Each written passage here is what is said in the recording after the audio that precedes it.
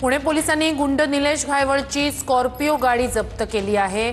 अहिल्यानगरमधील जामखेडा खर्डा इथून ही गाडी जप्त करण्यात आली आहे। अधिक या सगळ्या संदर्भात जाणून घेऊया आपले प्रतिनिधी अजिंक्य धायगुडे यांच्याकडून। अजिंक्य, अधिकचे काय अपडेट्स?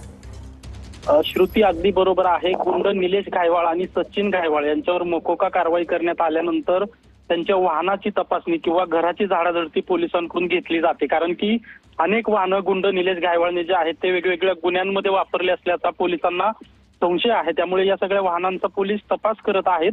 खरं तर ही स्कॉर्पिओ गेल्या अनेक दिवसांपासून पोलीस या गाडीचा शोध घेत होते, मात्र ही गाडी पोलिसांना सापडून येत नव्हती, कारण की गुंड निलेश घायवाळने ही गाडी जी आहे ती ऊसाच्या शेतीत लपवून ठेवल्याचं पोलिसांच्या तपासात समोर आले। मात्र आता ही गाडी जी आहे ती पोलिसांच्या हाताला लागलेली आहे। ऊसाच्या शेतीतून ही गाडी जी आहे ती पोलिसांनी आता जप्त केलेली आहे आणि या गाडीचं सगळं रेकॉर्ड जे आहे ते आता पोलिसांकडून तपासलं जाणार आहे। कोणकोणत्या गुन्ह्यात ही नेमकी गाडी वापरली गेली याचा देखील पुणे पोलीस शोध घेणार आहेत। आणि निलेश घायवाळचा पासपोर्ट रद्द झाल्यानंतर आता निलेश घायवाळला लवकरात लवकर भारतात आणण्यासाठी जी प्रक्रिया करावी लागणार आहे ती देखील पुणे पोलिसांकडून सुरू केल्याची माहिती समजते। श्रुती, नक्कीच अपडेट्स घेत राहू। तूर्तास धन्यवाद।